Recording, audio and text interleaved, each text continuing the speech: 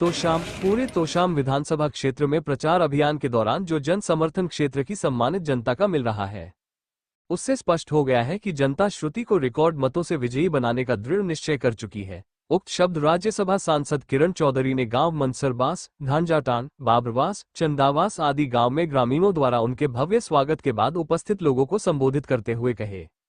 गांव में पहुंचने पर ग्रामीणों ने किरण चौधरी का कहीं काफिलों में तो कहीं सजी हुई बैलगाड़ियों में ले जाकर पगड़ी पहनाई तथा फूल मलाएं भेंट कर उन्हें पूर्ण समर्थन देने का आश्वासन दिया।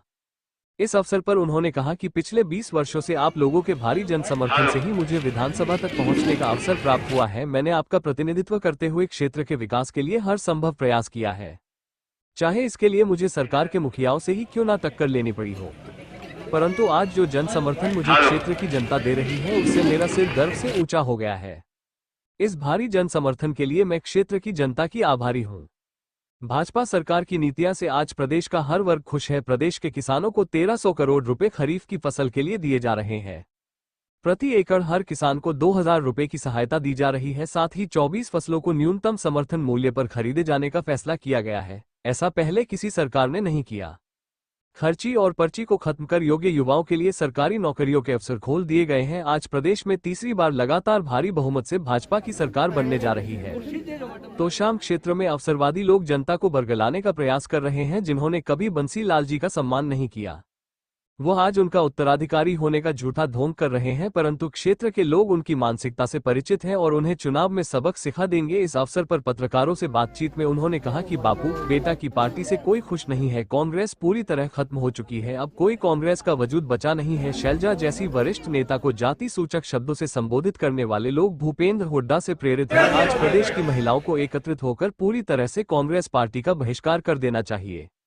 इस अवसर पर उनके साथ सैकड़ों ग्रामीण व भाजपा कार्यकर्ता मौजूद थे। देखो भाई, मैं तो काम करने में कभी काची छोड़ी नहीं छोड़ी ना भाई। खूब दिया, एक मिनट खूब दिया। और ये तो भाई सरकार में आ गई, ये थारी और मौज करवा दूंगी, उसकी चिंता ना करो, ठीक है।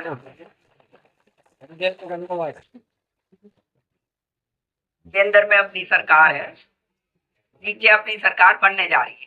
केंद्र में जब सरकार होती है ना, हरियाणा में हमेशा नीचे सरकार बनती।